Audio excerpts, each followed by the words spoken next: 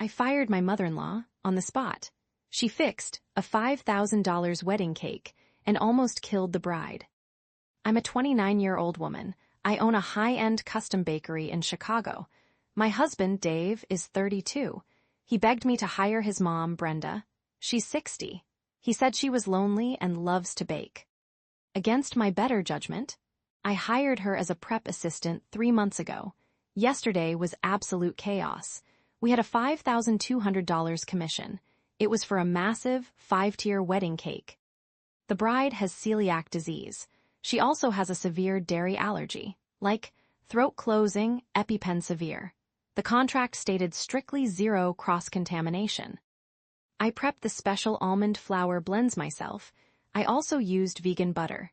I did this to ensure safety. I left Brenda to mix the batter.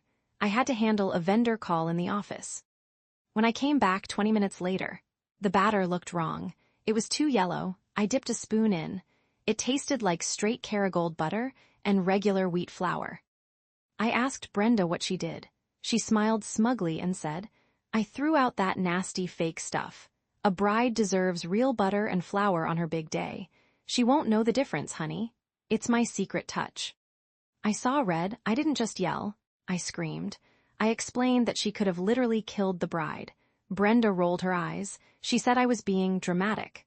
She also said that allergies are just in people's heads these days. I fired her on the spot. I told her to get out of my kitchen immediately. I said I'd call the police for food tampering. She started crying. She caused a massive scene in front of my 3 other employees. She was screaming that I was disrespectful to my elders. I spent the next 6 hours panic baking the entire cake from scratch. I barely made the delivery window.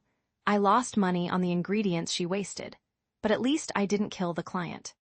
Now Dave is blowing up my phone. He says I humiliated his mother over groceries.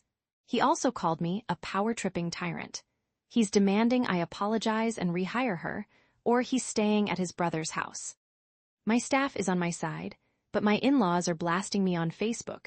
They're calling me a heartless boss. So, am I the a-hole, or is my mother-in-law completely out of line? Let me know what you think. My husband is soft-launching a fake relationship with my grieving best friend, all for TikTok. I'm 27.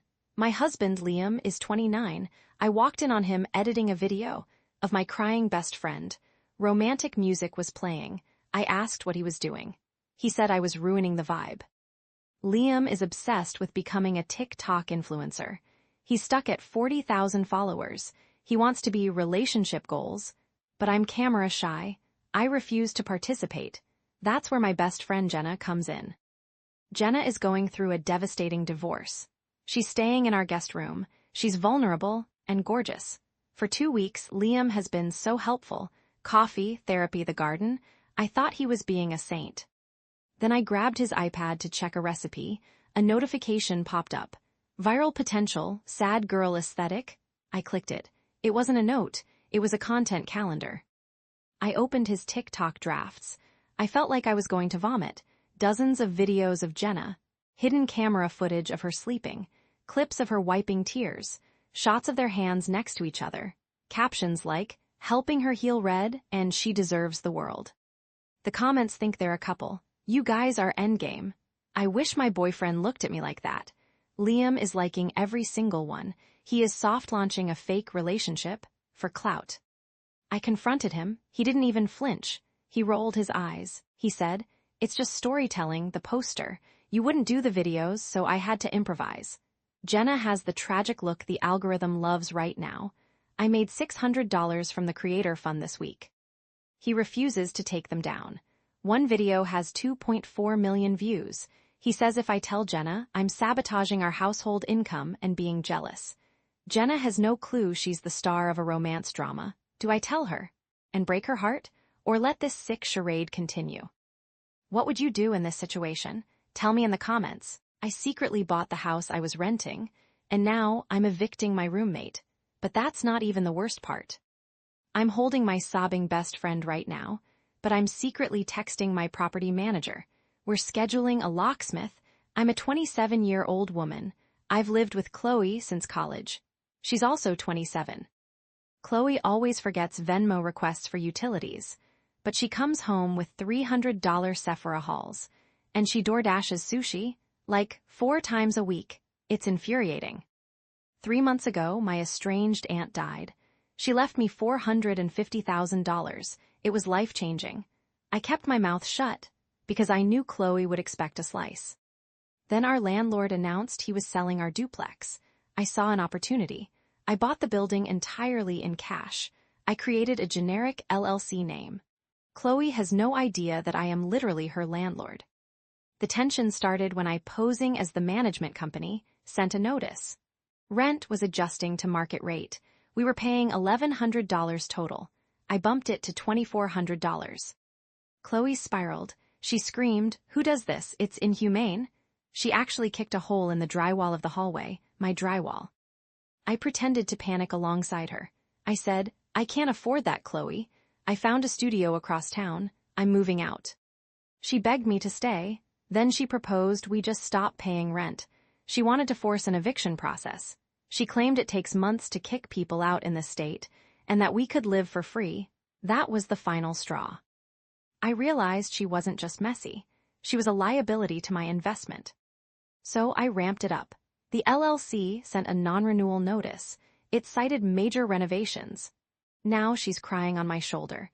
She's asking if she can crash on my couch at my new place until she gets on her feet. I told her my new place is a 400-square-foot studio. It has a strict no-guest policy. Even though I'm actually just moving into the upstairs unit, I'm going to combine the floors once she's gone. I feel a twinge of guilt watching her pack her life into garbage bags. I have $500,000 in assets. She has negative $40 in her checking account. But then I remember the 3 years of unpaid electric bills. She promised to pay me back for them. Am I the villain for not giving her a break, or is this just karma?